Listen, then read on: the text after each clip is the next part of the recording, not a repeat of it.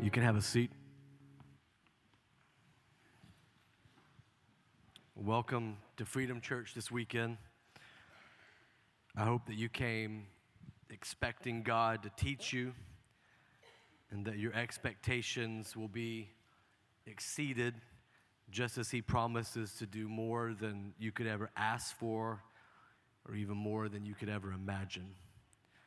I wonder if there's anyone here who believes that God has something for you this weekend, that He has more joy, more hope, more peace, more victory. Let's come expecting a victory.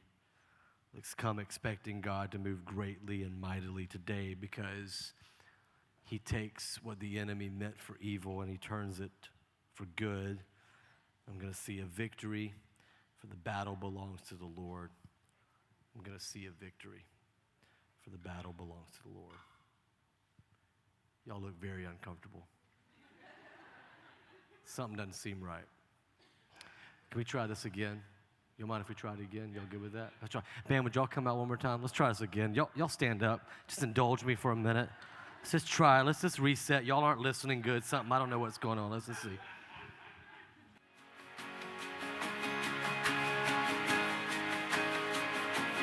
You have broken every chain. There's salvation in your name, Jesus Christ, my living hope. Jesus Christ, my living hope. If He's been a hope to you, would you give Him a hand? If He's given you all the hope that you have, will you let Him hear it as you praise? Well, welcome to Freedom Church this weekend. I hope that you came expecting God to teach you and that your expectations will be exceeded as He promises to do more. Everybody shout more. He promises to do more than we could ever ask for or imagine. That means more hope. That means more joy. That means more peace. That means more victory. Let's come expecting a victory. Let's come expecting God to move greatly and to move mightily among us, because God took what Satan meant to be evil and He turned it around. He took what the evil enemy meant to be bad in your life and He turned it around. And because of that, today you get to turn some things around in your life. You get to see a victory. Why don't you sing it and declare it and put it over your life? For the battle belongs to you, Lord. I'm gonna see a victory. I'm gonna see a victory, yeah. For the battle belongs to you, Lord. Declare your victory. Yes. You took what the enemy meant for evil. What did He do? And you turned it for good. Oh, He turned it for good. Take what the enemy meant for evil, and you turn it for good. Oh, you turn it for good.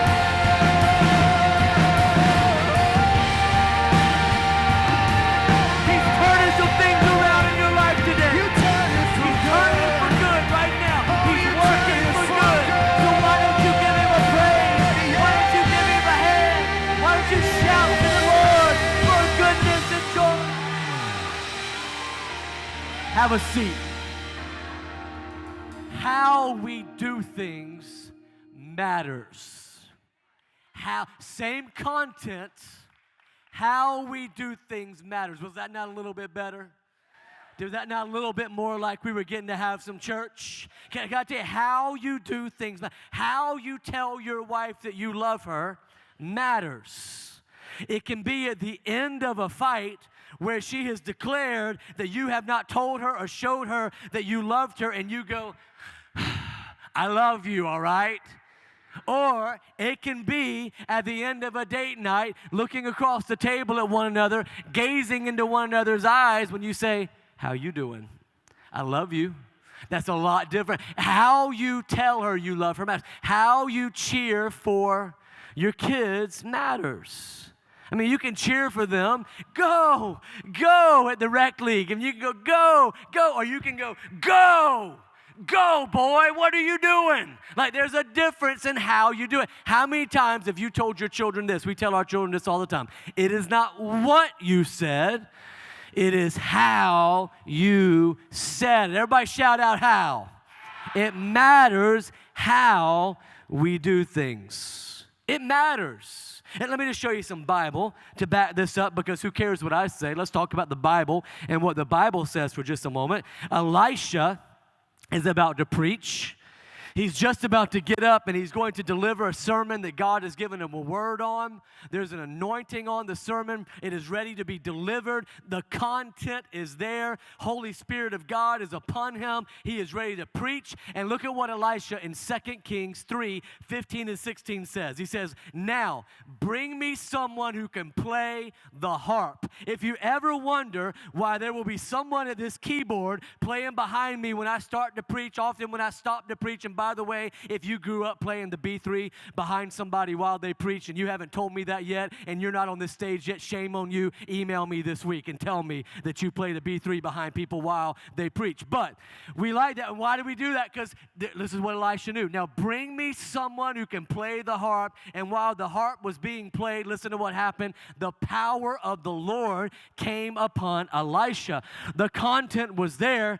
The blessing of God came upon him when the music started to be playing, because God knows that there is something that happens when our emotions are connected with the content that He wants to deliver. And when we allow what's inside of us to come out of us and to express to God, it makes a difference. It matters how we do things. If you were not here last weekend, I just want to fill you in with one simple statement.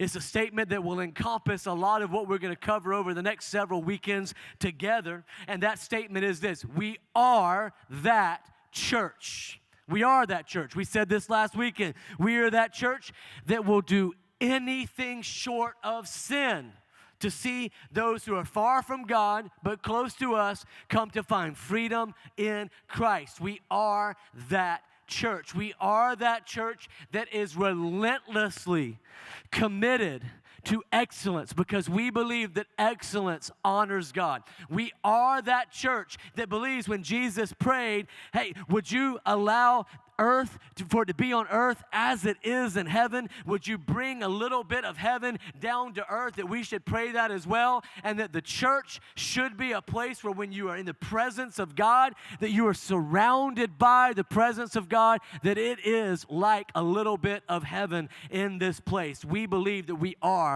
that church.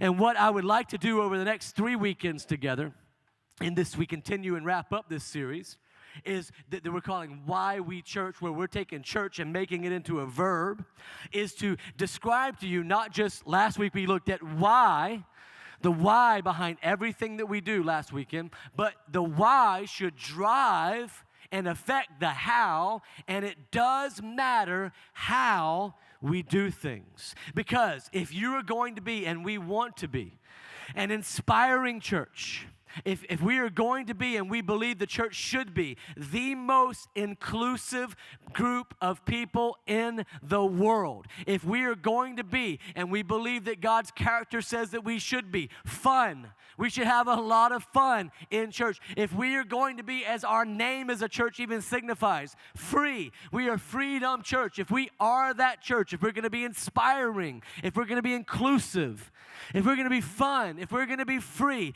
there are some decisions that we are going to have to make that will allow the why we do things to drive the how we do things, but we will have to make some decisions about the how. And this week, I want to talk to us about how we worship and how we don't worship. How we worship and how we don't worship. It matters how we worship. Now, I've told you through this whole series, I'm going to just have some questions that we're going to ask. The questions are going to be questions that maybe you've asked before, or maybe someone around you has asked before. And hopefully we'll answer some questions for you, because I think if you're here, you must believe the why. And if you believe the why, then you need to know the how and see how the how comes together. So here's the first question that I think is worth asking. It's worth asking, and it's also worth answering. The first question is this: why do we have the lights and the loud music and all? Why do we push for the demonstrative, meaning we demonstrate with our emotions, we demonstrate our love to God? Why do we have all the demonstrative worship? I mean, couldn't we just keep it simple? Right? I mean, we might say it like this way: why all the fuss? Like, why all the lights and the haze and the moving lights and the screens and all the instruments and the band and the music? Why couldn't we just keep it really, really simple? You might even say it like this: I mean, it feels like a concert sometimes. I mean, why don't we just have someone on a guitar? I mean, that's all we need, right?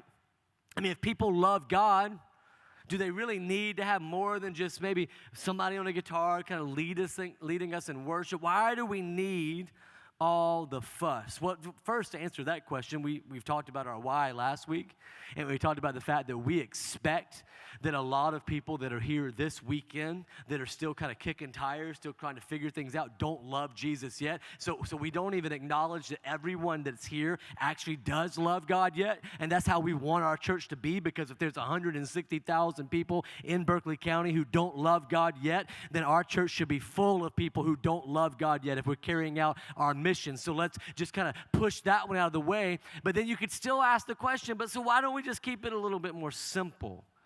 I mean, why do we have to take it so far? Why do we have to do that? Take it so, shouldn't we just leave like art and the haze and the lights and the cameras and all this stuff? Shouldn't we just leave that to the world?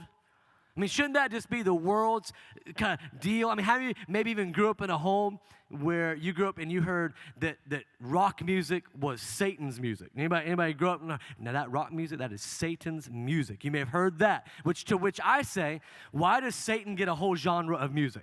Like, I don't understand. What Satan deserves is to sit in a quiet room with his hands folded in a corner. That's what he deserves. He doesn't deserve to get any genre of music or enjoy music in any way. So we certainly shouldn't give him music, something that belongs to God, that God created. And so we don't want to do that. We want to see that. We want to, why do we do all this? Why do we not keep it simple? Why don't we just give God, I mean, last night, Toby Keith, he deserves to have the lights and the haze and all that because he belongs to the world, but God can't have it, we would say. Why do we even do all of that? And I've got an easy answer. It's an easy answer to all of this. Because God took it too far, and he created art, and so we shouldn't give anything that God created over to the world, and especially over to Satan. Like, we shouldn't do that. God created it. But now, before we get into all of that, can I just say also that if you don't get what we talked about last week, like if you don't get who we are as a church, and that our primary goal is to see people far from God, find freedom in Christ, and that we will do anything short of sin in order to do that, then you won't get some of this either. Because one of the reasons that we do the things that we do, the how of how we present worship and how we present music, is because we believe that it is the best way to see the why. And go and watch last weekend's sermon if you haven't watched that yet. It's on our podcast, it's on YouTube, it's on the website, it's on Facebook. You can find it anywhere you find things to view. And so go and find that and watch it, because you got to understand the why. Because in order to understand the why, the how, you've got to let it be driven by the why. And so we believe that at some degree, what we do with excellence, which honors God, but also is attractive to people who are far from God. That the music we do is attractive to people who are far from God. We want to be an attractive church. Now, I know some of you may have heard things or read things online or whatever, and like, oh, those attractional churches, they're not about the gospel, and they're not about God. And let me just talk to you a little bit about that. Because I would hope, if you're married here, that you now have a love that is committed to your spouse. That you have a love that would go through anything for your spouse. You have a love that would walk through anything with your spouse. That your love now is about a decision that you make to be committed to them. But at some point, every single relationship in the world, and especially in this room, started off like this. It started off with a guy looking across a room at a girl and going, she's cute, right? Not a single relationship in the world started like this. Whew, she ugly. Great day. Now, the good thing about God is he created ugliness on a scale, and all people find somebody attractive, right? And all people find somebody else attractive. So it works great. And I know some of you are like, whoa, I can't believe he said that. We have fun. We make fun of ourselves. We're okay, all right? But it started off with attraction, and then it develops into something else. And so we're okay with saying, look, if someone doesn't know God, and they don't know him, and they don't know Jesus, and what they need is something that is attractive to them in their state, their felt needs, their fact that they concentrated on themselves, and they need to walk into a church and go, I like the music here. I like to go there because I have fun. I like to go there because there's lights, and I like all those things. That we're okay with that because here's what we believe with all of our hearts and with all of our minds. We know it to be true, that if someone will find us attractive when they get here, if they find us attractive as a church, wait till they see Jesus. Wait till they experience him in their life because he is so much more attractive. But what we want to do as a church is take the hurdles down as low as we can take them. Now listen, there are some hurdles to getting to church anyway. I mean, if you got here and you're far from God and you're kicking the tires and you're trying to figure it out, you had to cross some hurdles anyway. You've had some church hurt in your life, somebody who claimed to be doing it in the name of Jesus hurt you or whatever. So there's already some hurdles. As a church, here's what we want to do. There are some things that only God can do. And we know that if you will get in the presence of God, he can do those things. There are some things that only people can do. As a person, you have to decide to allow God to move in your life. At some point, you're going to have to be open to the things of God. And then there are the things that only we can do. And as a church, what we've decided to do is we're going to let God do his thing, and we know he will. We can't control what everybody else will do. Those 160,000 people, we have no control over their life. But what we can do is everything short of sin that we can do to lower the hurdle as much as possible so that people will be attracted to what we are presenting here so they can hear what Jesus has to offer, which we believe is undeniably attractive to them. Now, if that was the only reason, though, I could stop the sermon right now. And we could say, hey, we're the kind of church we are because it's for lost people. And you could tell your friends, I mean, we do all that stuff because lost people like it. But, I mean, I could give it or take it. It doesn't matter. And then we could go on and we could end right now with time on the clock. You could go and get to brunch or lunch or whatever you need to get to early, and we could be done. But what I want to do with the rest of our time is say that's one of the reasons we do the how that we do. But there's a whole nother reason is I want to make a biblical case from the Bible, because who cares what I say? I want to make a biblical case for why we believe that there is more to it than just that. I want to make a biblical case that we believe that the church should be the most creative place in the world. In the world. That the church should create and be creative, and we should see art coming out of the church. We should look back in our history and see that the Renaissance was actually birthed out of the church. Like the Dark Ages were birthed out of sin, and humanity found themselves in the Dark Ages, and it was from the church the Renaissance came, and art was loved again, and creation and creativity was loved again, and all of a sudden it was all brought together under God, and it's the way it should be. The church should be creative. Why? Because God is the creator.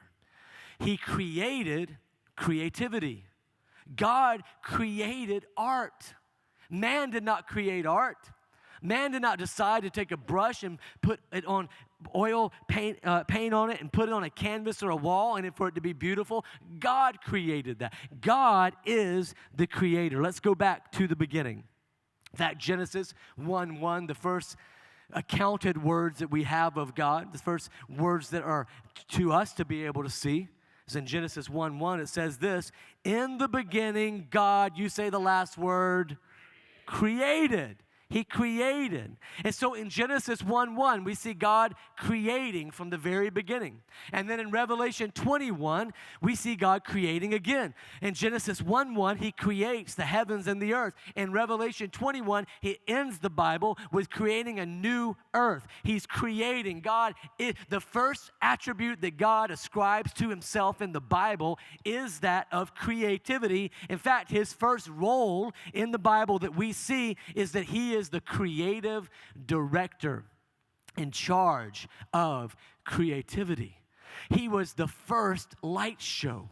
And so God began to create, and what we see is that God created light, and it shone through. And I believe we've got something here we can put up on the screen. It shines through. Yeah, and God created. He created the very first light show.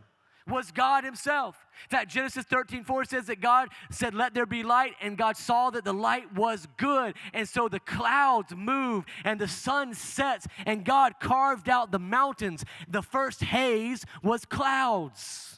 The first haze was the dew, the fog rather, that would roll in off of the dew. And He created the trees to look that way. And He looked at all of this light show that He created. He looked at the beautiful creation that He carved out. He looked at all of it, and He said, "Now that is good." God, as creator, looked back and was the curator of all of these masterpieces that He has created. Amazing creation, the sun rising and setting, the moon rising and setting, the clouds rolling across. And He looked at all of it, and He said, "It is good." He enjoyed it. It was a masterpiece. He saw the light beam through, and He thought, "That is so good." God is a creator, and as He created us, He also created us to create. Look at Genesis 1:27. It says, God created human beings in His own image. That is the imago Dei. It's a theological term that means the likeness, the image bearer of God, that we walk around bearing the image of God. And so if God has a character trait, then we also have that character trait. If God is kind, then we are to be kind. If God is forgiving, then we are to be forgiving. If God is full of hope, then we are to be full of hope. In the same way, if God is creative, He created us. We are created to create. That's why God created us. He created us so that something could birth out of us that is new. And God created it all. And so we see that people have this amazing ability to create. And we see artists, and we see people who can to draw things, and it's just incredible to watch them, and God sees that, and it is good. It's a good thing. So the first case that we can make that God is the creator, and we are created to create. And yet, Satan has one goal, and his goal is to kill and to steal and to destroy any piece of us that would want to in any way be more like God. So within each and every one of us, there is this gene, this desire, this it bubbles up inside of us to create. We see it in all of humanity, that we want to, something that didn't exist, we want it to exist now. And it's within us, and yet Satan says, I want to kill that. I want to steal that from you. I want to destroy that. And so here's what it'll look like. It looks like human beings who go, I don't really appreciate art. Like, it's just not my thing. I mean, it's just not my thing, lights, and it's just not my thing to see artwork or to see beautiful things. It's just not my stuff. It's just not my thing. So I don't appreciate it. And so it's kill, steal, destroy that piece and part of God that's in you that wants to come out. It's when we say things like this, well, I just don't need all that stuff. I don't need that. Me and God, we just do our own thing. Like, I just don't need that stuff. I know other people need all that, need their emotions. They want to let their emotions be connected with God, but I'm not an emotional person, so I don't need all that. Kill, steal, destroy. Or I just don't think it's necessary. I mean, why do we need to have things look a certain way? Why does it matter how we do it? I mean, couldn't we just do it simple? Couldn't we just do it efficiently? Couldn't we just put out kill, steal, destroy? And here's what I'd say about all those. I don't appreciate it. I just don't need it. I don't think it's necessary. It's a lie from the pit of hell. And here's how I know that. Because of the Imago Dei. Because if we are created to create, if we are the image bearers of God, then we want to strive to be like Him in every single area, every characteristic that He has, everything that He does. We should want to do it more tomorrow than we did today. And so we want to become more like God. And God says, I created you so that you could create. In other words, here's the great thing about that. Everything that is done and created was created by God. Think about it. He just took all the puzzle pieces and threw them out and just allows us to be the ones putting the puzzle together. Every new thing is really just a thing that was created out of something God created. And so He created so that we could create. And then I believe this, as you create, He steps back and He says, and that's good, and that's good. I mean, have you ever seen those people who are just crazy creative? And they're just able to take a pencil and a regular piece of paper and they just start like drawing. And they're just doing this and you're watching them and you're like, what are they doing? And then you pick up, they show you the paper and like it's a person. You're like, how do you do that? How do you do that? Pastor Cody, who planted a church in Boise recently, who was with us for 7 years, and I would watch him. He's ultra creative, just amazingly creative. And like he would just do that. He would just draw and stuff. And sometimes he'd say, hey, this is what I'm going to do for the set. You know, like the set that you see up here. He would make things for that, or for a video shoot or something. He would have this piece of wood or a big canvas. And I'd say, well, what are you going to do? And it made me so mad because I would be like, man, when are you going to do it? Like, when are you going to knock this out? When are you going to get this done? You know, and I'm wanting him to create, and he's like, what are you going to do? What are you going to do? And I'm like, he's like, I don't know. And he's holding like a spray can of paint in his hand. And there's like a canvas in front of him. And I'm like, what are you going to make? I don't know. It's going to be our set, though. It's in here. I'm like, all right. And then he goes. And I'm like, what is he doing? And then we step back, and we look at it, and I go, shut up. Stupid. Because it was amazing, right? It's incredible. You're watching it, and you're like, how? How does he do that? How do these people do that? But what Satan would like you to believe is that that's the only thing that's art, right? And what he'd like you to believe is that art is only the people who put, like a brush to canvas, but there are people here.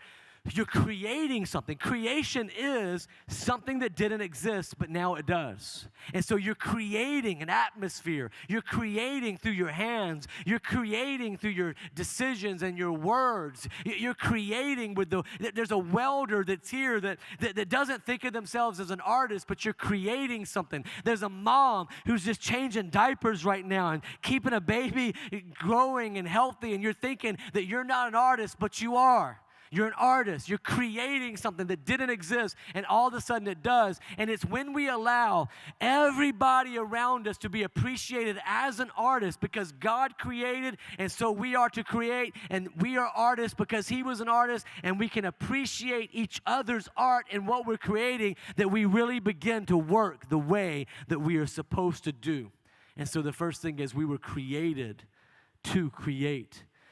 The first thing is that we've got to see God is the ultimate artist. Here's another thing. God receives our art as worship and offering. So when we create, God sees what we create, and just as He did when He said, let there be light, He says, it is good. It is good. And we see it all throughout the Bible. It's in the Bible.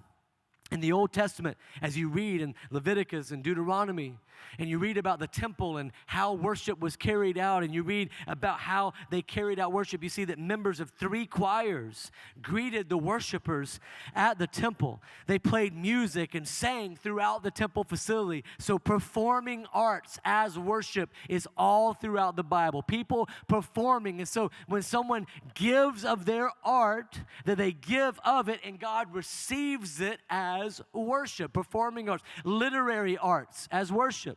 Miriam, Moses, David, other psalmists that wrote the Psalms, biblical writers that wrote other books of the Bible. They wrote songs. They wrote psalms. They wrote poetry. They wrote historical documentations down. They wrote all these things down, and we see that their faithfulness was putting God on display, and that their pen to paper, so to speak, was worship. That they were able to worship with the literary arts. We see visual arts as worship in the Bible. The instructions for the temple alone, as we look at, God gave instructions to David, and then David was able to give his instructions to his son Solomon, who actually carried out the building of the temple. And we see that in the Bible. These instructions for the temple and for the Ark of the Covenant, which was how they carried the presence of God around from tent to tent when they didn't have the temple. And so they would carry the presence of God with them. And you are now the carrier of the presence of God in New Testament because the Holy Spirit is inside of you. But they had that Ark of the Covenant. They had the temple. We see the instructions for it. It is elaborate in its instructions and detail. It is about unbelievable beauty. It is ornate, every little detail. I mean, it could have just been a simple building.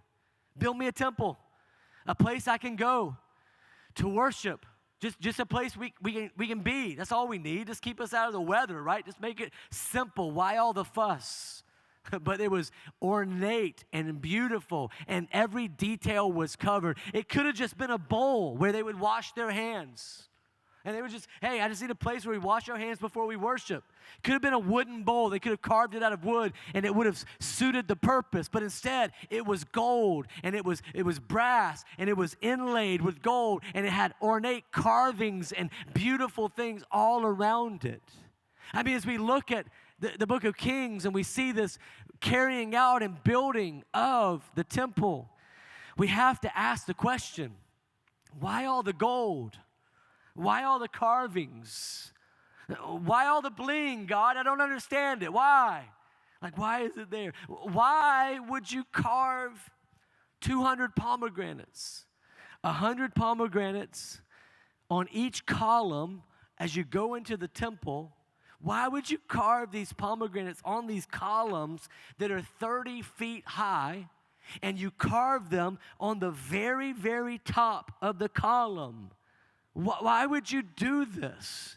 Like, why would you carve these 200 pounds? Why, God, would you take the time to give all of those details? But then why would Solomon survey and audition all of Israel and go, there's nobody here that can do it to the excellence level that we want it to be done? And so he would go out to Tyre, another country, a foreign country, and he would bring Huram from Tyre to Israel as a contract laborer to carve these pomegranates and other carvings and the bowls and the dishes and different things in the temple. Why would you do all of that? I mean, couldn't someone come and said, like, why are we doing this, Solomon? I mean, why are we paying all that money to bring Huram in? And why is he carving these pomegranates up on the top of the column, 32 feet in the air where no one will see them? Like, why pomegranates? That seems like a really difficult fruit to carve. Like, why are we carving pomegranates? Why not some apples? Maybe you could do it down here real quick. And then, hey, could we just get Huram and his crew that he brought with him from Tyre? There's some guys over here that are laying some brick right now, and they are tired. And they need some help. Could we get Huram from Tyre with his skinny jeans on and his carvings? Could he come over and just maybe help the guys out who are laying some brick over here? Could we get him to help with that? Why don't we tell Huram he is not needed? Like we can make it so much more simple. Tell Huram that the gift that God has given him, it's a great gift and all, but maybe he's going to have to go find some way to use that in the world, because we don't need him here as an act of worship. Tell Huram his gift is not really a way to worship. See, do you see that? That when we begin to have an exclusive list of what can be worship and what can be used towards God in worship, what we do is we begin to exclude people off of how their gifts can be used as worship. And so we begin to say things like, I mean, we don't need all this. Like we don't really need Brandon, you guys know Brandon? Probably don't. Brandon sits back here in the booth every single weekend. Brandon started coming to Freedom Youth when he was in high school, before we even had this building. And Brandon started hanging out with Pastor Cody, and he found Jesus. And he said, I want to find a way that I can serve Jesus. And all of a sudden, he was the type of guy that would read a manual to a sound engineer, to a soundboard, and figure out why you move the knobs the way you moved them. And so through training with Pastor Cody, he began to go, hey, wait a minute, I kind of like this. I can serve God this way. I like organizing this. And now Brandon is over every single light.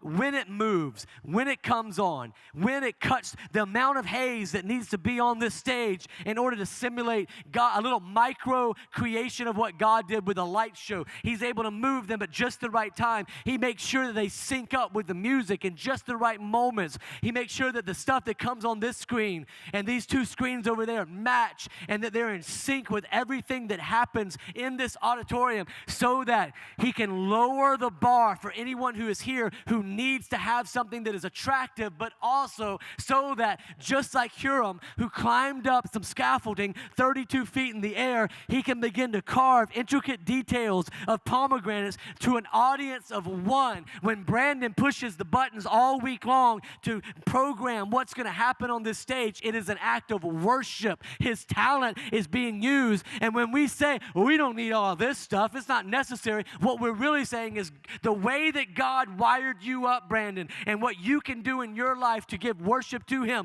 you can't do it here. Go find a place in the world. Why do we think all of the artists run to the world? Because the church said, you're not welcome here. I think it's about time that a church stood up and said, all artists welcome. Come and create. Come and be the Renaissance in 2019 as Jesus has brought fame because of your art.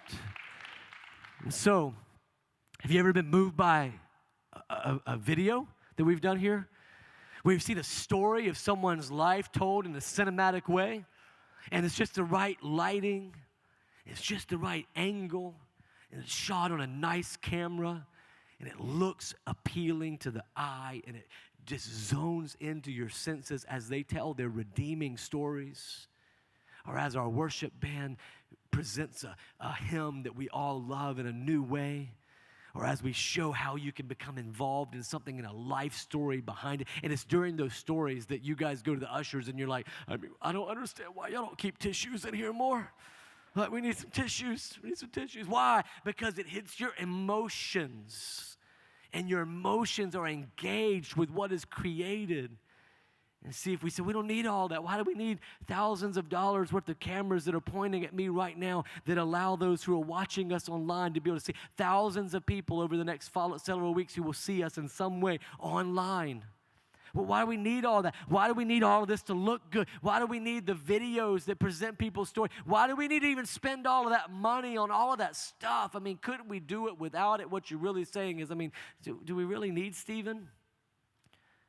See, Stephen's our production director, and he gets to invest his life. He loves what he does for a job. He loves that he gets to use his talents, but he also gets to invest it into the church and into helping you to experience God and helping others. I just know there's so many people who their first experience with God was what they saw on a video. And seeing life change on a video and knowing that they connected in some way with that. And that's because Stephen has gifts and talents and abilities, and he's able to lead a whole team that sits behind the glass over there that helps get all of this out all over the world. All over the world. In Uganda right now, Charles is joining us. He joins us every single week. He's got an orphanage in Uganda that we're praying for, and we're praying for you, Charles. And he joins us every single weekend. Why? Because of what Stephen and his team does. Because they're creating something that didn't exist. See, we live in a new world where you don't have to sit in these seats. We hope we'll fill every seat up, but there are people who will only join us via video. And because of what Stephen does. How about Jody? Every single week, Pastor Jody, our worship pastor, he decides what the songs are that need to be in the worship set. What are the perfect songs that will flow the right way? What are the new songs that we need to be doing? What keys are those songs in? And how do they work together? How do they piece together? And he's looking at all of that. Who needs to sing those songs? What are the right transitions so that they flow perfectly? How does all of this fit together so that you will be able to stand and say, I can't believe what God is doing in my life, and you connect emotionally because of worship so that you can sing about fighting battles, and so that you can sing about your worship as a weapon, so that you can sing out loud to God. Pastor Jody makes sure all of that works together, and he pours into that every single weekend so that he can create something. And see, I think that there are people here this weekend who never really knew that you could be a part of serving God in that way, that you could create something, that there could be art. And so you could join our stream team, helping get out every single weekend. And you didn't know that was even a thing. You know you could do that, but if you're a little bit tech savvy, a little bit computer savvy, and even if you're not, there's positions they have that you just talk to people, and you love on people who are joining us online, who have prayer requests, who have questions, and you could be a part of that. That you could be a part of that. That there's some artistic people here who go, man, I would love to be a part, just deciding where these lights move and making them move there and pushing all the right buttons and learning to run sound. I'd love to be a part of that. How about, let me just call some men up. There's some men here who God has uniquely created your vocal cords in such a way that when you sing, it is appealing, and you have allowed it to be robbed and stolen and destroyed because somebody told you at some point that wasn't manly for you to get up here and sing, and it wasn't manly for you to get up and lead worship. Well, I'm calling the men out. We should need more men up here who are leading other men in worship. And we need that, and you are robbing the kingdom, and you are robbing the church of your gift. You know that when we build that exclusive list and we go, oh, this is what matters to God, this is who can serve God, that what we do then is we begin to steal. Well, if we don't tithe, we're stealing financially from God. If we don't give of our time, we're stealing. God gave us every breath we breathe, and yet we don't give him our time. If we don't give him our talent, what God has uniquely gifted you with, the talent that he's given you. I'm not just talking about filling some void. I'm just talking about putting your name on a list and serving somewhere. I'm talking about giving him your talent. God created you with some incredible talents. And if you don't give that to him, you're stealing. You're right, because he created you to create. And he wants to stand back from your creation and go, man, that is good. It's good. All right, here's one last thing. Maybe. All right. Worship is elaborate and over the top. So God is the creator. He created us to create. Our creation is worship, and it is offering to him. And worship is intended to be elaborate and over the top. In other words, I want to, as a church, take it too far. This may surprise you, and probably it'll offend some of you at first. Just don't sit in your offense. Let me explain it, because I'm going to give explanation to it. I want the penny pinchers and the budget hawks to be like, why are we doing that? We're taking it too far. We didn't need that. I want to be accused of taking it too far. I want to be a little bit overwhelming to the senses. I want it to be just a little bit jarring. I wanted to push just a little bit far, where it makes you just a little bit uncomfortable, stretches you just a little bit to take you to your next step as a worshiper. That's how I want our worship to be. Now, why? Let me explain it. Because that pleases Jesus. Pleases Jesus. Now, again, I can say that. Who cares? Let's look at the Bible. John chapter 12, verse 1 through 8, a simple story in the Bible that explains everything I just said. 6 days before Passover celebration began, Jesus arrived in Bethany, the home of Lazarus, the man he had raised from the dead. A dinner was prepared in Jesus' honor. Martha served, and Lazarus was among those who ate with him. Then Mary, listen to Mary, took a 12-ounce jar of expensive perfume made from the essence of nard, and she anointed Jesus' feet with it, wiping his feet with her hair. Chick took it too far. All right, if you're in the room, you're going, what is this woman doing? She just broke open this expensive bottle of perfume. She's crying. Her tears are falling on Jesus, and then she takes her hair and begins to wipe his feet with her hair. She's taken it too far. The house was filled with the fragrance. It was overwhelming to the senses. It was like the 60-ish-year-old woman I sat nearby on an airplane recently who I wanted to go, did you have to use it all today? The bottle's supposed to last a couple of years. Come on, in an airplane especially. And she's like that. It's like people are walking in going, what in the world's going on in here, Lazarus? What you got going on? One day we come to your house and you smell like death, and now we come to your house and it's perfume all over the place. What's the problem? It's too much. But then listen to this. But Judas Iscariot, the disciple who would soon betray him, said, that perfume is worth a year's wages. It's too expensive, Jesus. Mary, what are you doing? Shouldn't be spending money like that. It should have been sold and the money given to the poor, he says, but not that he cared for the poor. He was a thief. And since he was in charge of the disciples' money, he often stole some for himself. But listen to how Jesus replies to the budget hawk, penny pincher who just goes, it's too expensive. Shouldn't be using that. To the girl who took it too far. To the overwhelming to the senses, Jesus replied, leave her alone. She did this in preparation for but she did this for me, Jesus says. He says, you'll always have the poor among you. This is one of the hardest statements that Jesus actually says to understand, because he's basically going, this was a good thing. I know it's a year's wages, and I know she spent it on worship, and I know that she did all this, but the poor will always be with you. In other words, Jesus is saying there will always be more poor. There will always be someone for you to help. There will always be someone for you to grab and give a hand up, and I want you to do that. And Jesus is consistent with that throughout the Bible of saying that we should help the poor, serve the poor. He says the poor will always be with you. But there's something else I want you to make a priority as well. There's something else I want you to put your finances. There's something else I want you to be about. He says you always have the poor among you, but you will not always have me. So we see it. It was very expensive. The budget hawks had issues with it. And Jesus loved it. He loved it. What if we could see that God created? He created us.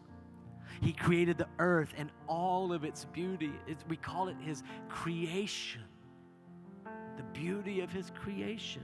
He wants us to offer him our art and our creations and our best at everything that we do. He wants us to take it too far. He wants us to create. He wants us to sing. He wants us to design lighting shows. He wants us to draw. He wants us to paint. He wants us to parent. He wants us to look at a spreadsheet and understand a performa and how it works and put systems into place. He wants us to create things that didn't exist, but now they do because we stepped into them. He wants us to write poetry. He wants us to write songs. He wants us to express ourselves, because when we do, it is worship. And when we worship, we have the opportunity to be surrounded by the presence of God and to be surrounded by each other who are pouring in. So God says, I gave you something. I want you to use it.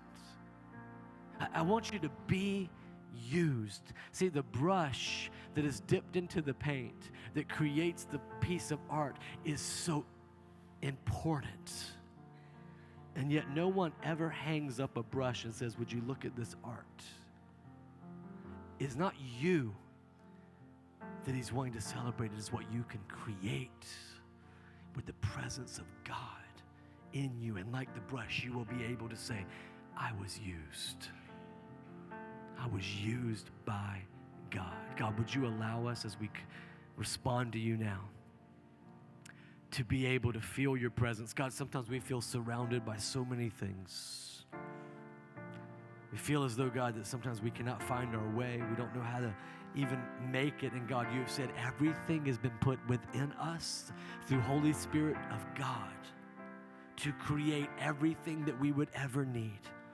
And so, God, as we worship you, we will go to the crosses. We will sing with all of our hearts. We will light candles. We will give everything we have to you. We will sing as loud as we can because, God, we know that we are surrounded by a cloud of witnesses who are cheering us on, saying, go and create. And so we do it in Jesus' name, and we respond to you now. Amen.